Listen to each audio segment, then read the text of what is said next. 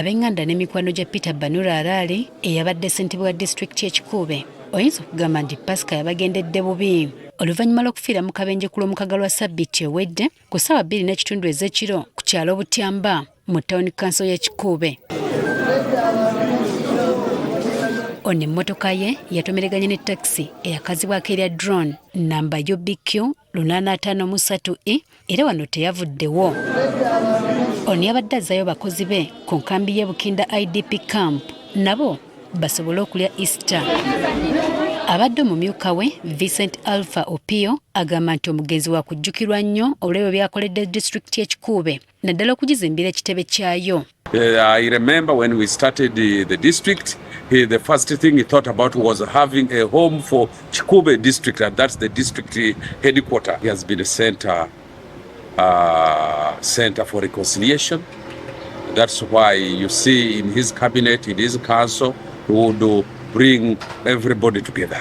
Would bring all of us together, regardless of your tribe, your religion, and your political affiliation and the political line. Agamba nti era omugenzi abadde ayagala nnyo disitulikiti eno efuuke ekifo awatuukira buli mulambuzi era nga yatuuka n'okusaba ekibira kya Bugoma kiweebwa aba Uganda Wildlife Authority WUA bateeke ensolo z'omu nsiko kisikirize abalambuzi. We would not feel happy seeing that forest going. Whenever we would move and pass around, would shed tears and say, really, Bugoma is gone, and we will feel bad about that.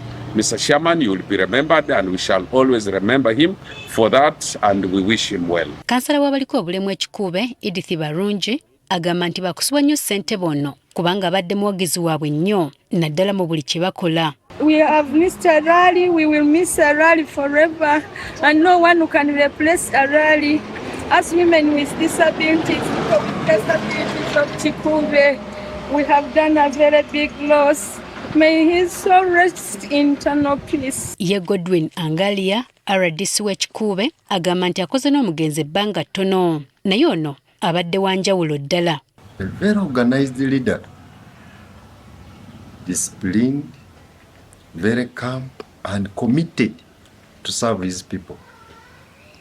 For those who don't know, he has been also a trained cadre of the system. That's why he has a lot of basics on security. That's why he was committed to serve his people. Edward Bile Chamlesere akulira akakiiko kagaba emirimu mu disitulikiti y'e Kikuube naye aweeredde omugenzi obujulizi nga bw'akoze buli kisoboka okulaba nga abantu b'e Kikuube bafuna obuweereza. So Banura has been a very good leader for Kikuube district, and people have loved him. He has been a humble person, a loving person, and and an intelligent one, by the way. So we have lost a lot. We pray God that he rests in peace, and he be replaced by someone who will actually carry out duties like he has been doing. N'abantu ba bulijjo nabo batendereza omugenzi. Ebyatukoleye bingi muno kandi nibitukumuchura ebyo bingi muno nkaki okutuleetera twongera district egi yetemu n'amaani kuligo Kikuube.